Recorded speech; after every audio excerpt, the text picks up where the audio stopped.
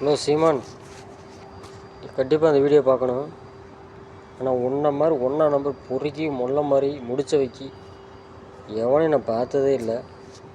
ஏன்னா அந்த 41 குடும்பத்தோட சாவு உனக்கு சும்மா விடாது. இன்னும் மிஞ்சி போனேன்னா நான் ஒரு 3 மாதம் சாக போகிறேன். உன்னைய கடவுளும் தண்டிக்க போகிறாரு. ஏதோ ஒன்று ஆக்சிடென்ட் ஆகி சாக போகிறேன். கண்டிப்பாக அது ஒன்று நடக்க போகுது. தயவுசு சொல்கிறேன், இந்த இதை வாபஸ் வாங்குகிற அந்த 41 குடும்பத்துக்கும் வேலையை கொடுக்க சொல்கிறேன். இல்லைன்னா இந்த 3 மாதத்துக்கு செத்து போயிடுவேன். கண்டிப்பாக ஆண்டவனே உன்னை பழி தீர்ப்பார். தயவுசு சொல்கிறேன், இதை கண்டிப்பாக நீ ஃபாலோ பண்ணி சொல்லிடுற. போய் தீர்ப்பு மாற்றி சொல்லணும், சரியா? அதை விட்டுவிட்டு நான் அப்படியே கொடுக்க முடியாதுன்னு சொல்லி நீ வாக்குதான் பண்ணிகிட்ருக்க. அது தப்பு. கடவுள் பார்த்துட்டே இருக்கார். அந்த 41 குடும்பம் செத்துச்சு பார்த்தியா, அவங்க எல்லாம் சேர்ந்து உன்னைய காலி பண்ணிடுவாங்க. செத்தவங்க உன்னை ஆவியோடு வச்சு காலி பண்ணிடுவாங்க.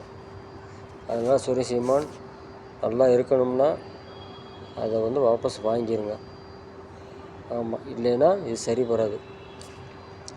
அதேமாதிரி ஸ்டாலின், உதயநிதி, உங்களுக்கெல்லாம் வேலையே இல்லை. ஏதோ ஒன்று சொல்லி சாக்கு சொல்லிக்கிட்டு விஜயை பற்றி ஏதோ பேசிகிட்டு இருக்கீங்க. அது எதுக்கு? ஏன் வீட்டில் இருக்க முடியலையா? கையில் பிடிச்சிக்கிட்டு வீட்டில் இருக்க முடியலையா? அப்படி இருக்க முடியல, போய் விவசாய வேலை பண்ணுங்கள். நீங்கள் 1000 ஏக்கர் வாங்கி போட்டிருக்கீங்கல்ல, போய் விவசாய வேலை பாருங்கள். அப்பனும் ரெண்டையும் சேர்ந்து போய்.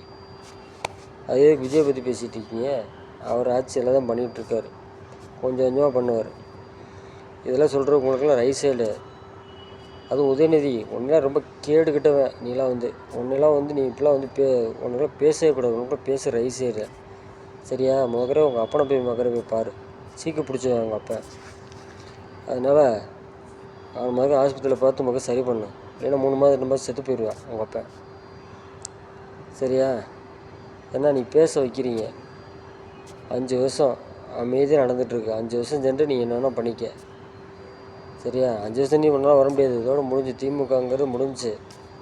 அங்கிட்டு ஒருத்தன் அதிமுகக்காரன், அவன் ஒருத்தன், ரெண்டுமே வராது. இனிமேல் எந்த காலத்துலேயும் வராது. விஜய் இருக்க வரைக்கும் அவர் தான். நீங்கள் அவரை சுரண்டி விட்டு மேலே போயிட்டு தான் இருப்பார். நீ கீழே வர மாட்டார், மேலே தான் போவார். அது உங்களுக்கு தெரிய மாட்டேங்குது.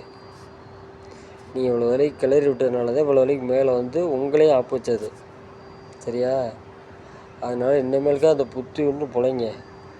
5 வருஷம் அவர் என்ன பண்ணுறாரோ அதை வேடிக்கை பாருங்கள். அதில் எது தப்போ அதுக்கப்புறம் கேளுங்க. 5 வருஷத்துக்கு அப்புறம் கேளுங்க. இப்போ கேட்டு ஒரு பிரயோஜனம் இல்லை. யாரும் ஒன்றும் பண்ண முடியாது. இந்த 6 மாதத்தில் இதுன்றலாம் அது வேலை இல்லை. நல்ல முறையாக இருக்கணும்னா 5 வருஷம் சென்று அதுக்கப்புறம் பாருங்கள்.